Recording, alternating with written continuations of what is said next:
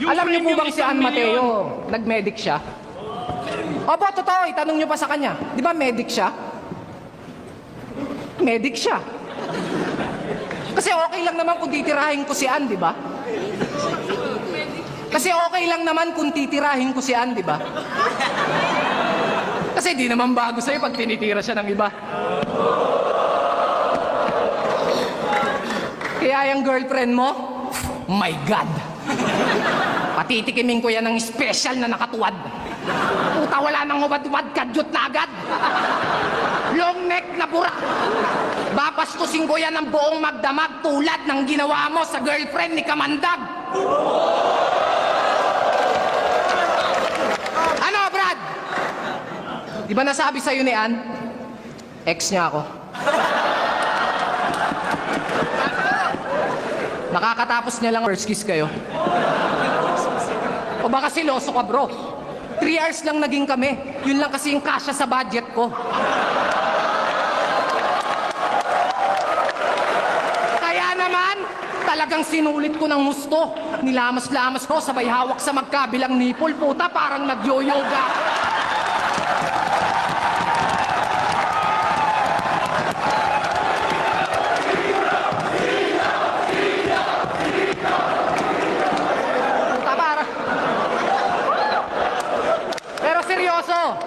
Bilib ako sa relasyon nyo.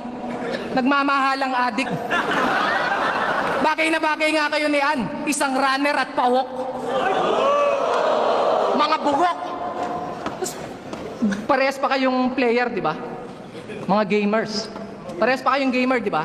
Mga player ng Dota. Kaya sanay na sanay ka na pag ginagambang siya ng iba. Pag naglalaro sila, si Ann, puro cleavage yung pinapakita. Ito namang gagong to, mas malakas pa yung trash talk kaysa sa damage niya.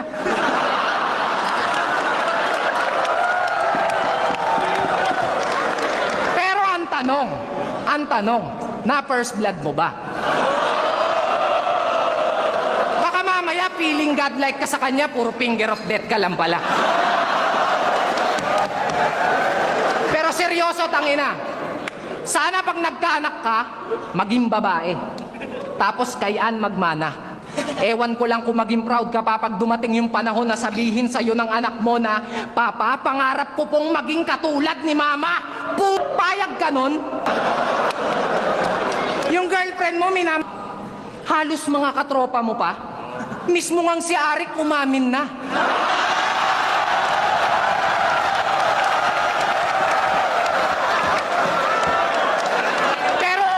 Daw yun sa kanya.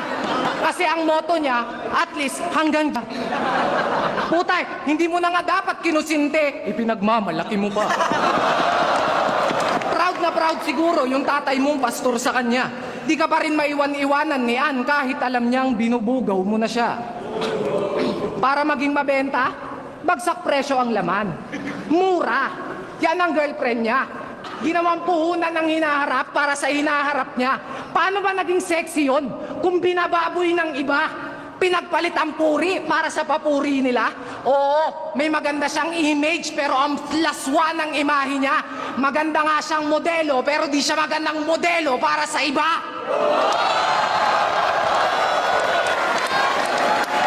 Ngayon tatanungin kita, kung masaya ba akong kabatel pag di ako nagpapatawa? O baka yung mga hurado magreklamo kasi yung tira ko hindi rekta kay Gago. Hindi naman kasi to battle eh, anto.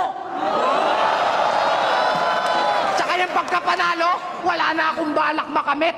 This is not a winning piece of shit. I just want to destroy your relationship. Pangbibili niya lang daw ng bag ni Ann. Talaga? Ganong regalo mas mahalaga? Dude, maging mabuti kang ehemplo sa anak mo. Yun yung pinakamagandang regalo mo sa kanya. Oh, regalo! Regalo! Regalo! Nakuha niyo yung essence? Tapos na tayo sa past at history. Walang nakakuha ng present. Oh! Oh! Oh, present! Present! Past, history, tangina. So future naman.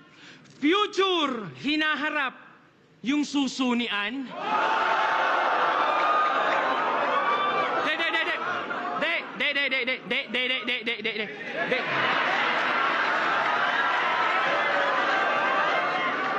De. Alam nyo, di ako bumababa sa ganyan, pero iba to. Game? Hindi ako nag-iimbento pag sinabi kong pinakamalibog si Ann Mateo. Paano ko nalaman? Paano hindi ko malalaman, lagi mong kinikwento?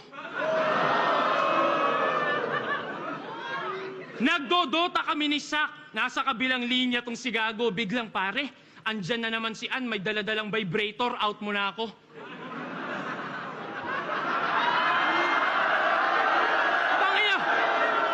Tangina, real talk. Real talk. Kami ni Sak talaga na pa. Yo, did that nigga really just say that?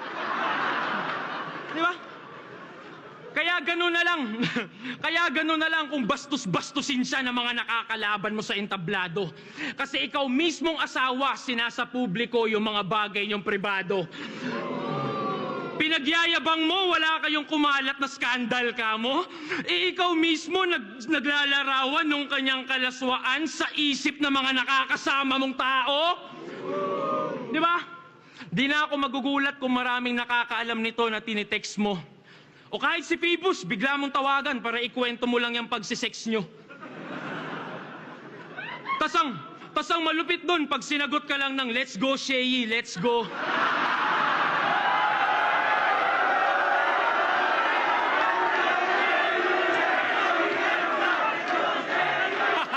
Kupal! Bastos na asawa! Hoy! Baka nakakalimot ka siya yung tumulong sa'yo nung palaos na yung karera nito.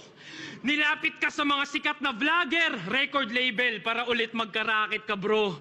Nagka-followers ka sa pag-i-stream, gamit kanyang dede, pinang-aakit ano.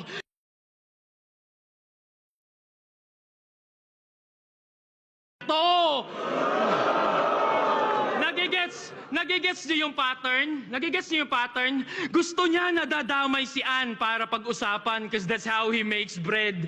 Para sa views, para sa clicks, like na like niya yung hatred. Kahit nung di pa sila kasal, gatas na gatas mo na iyong babe man. Di pa nag-a-aido yung fiancé, nagamit mo na sa engagement.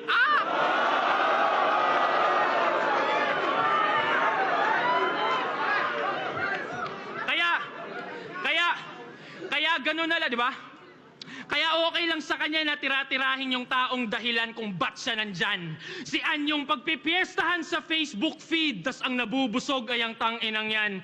Siya yung nilalait, ikaw nag-aabang lang. Siya yung tinitira-tira, pero ikaw yung nagkakaroon dala ng mga panlaman tiyan, tanginang yan. Isipin nyo, Gagi, wala na kasi siyang hype, kaya kailangan niya yung misis niya lagi. Para yung atensyon natin ma-focus doon sa may katawan para lang pagtakpan kanyang pagiging nobody. Kasi, real talk pare, kung walang Ann Mateo, matagal na dapat walang Sheyi.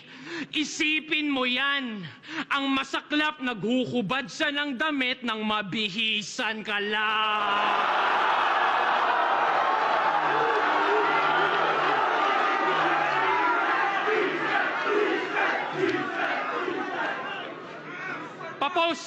Papost pa yan na sumali lang daw sa dito kasi yung magcha-champion may ring. Di mo naisip sampal sa misis mo yon, walang yaka?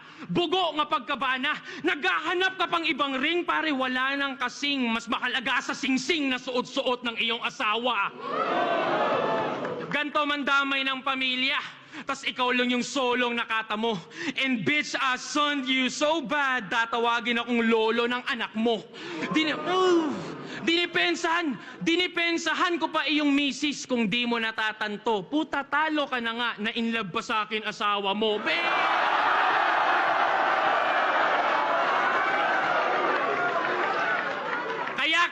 Kaya kitil ka sa akin, gago. Kahit si Phoebus pa iyong amo, kahit may assist ka palang hurado. Ang kaso, di marumi ang DDS. Ika'y malinis, di na ba?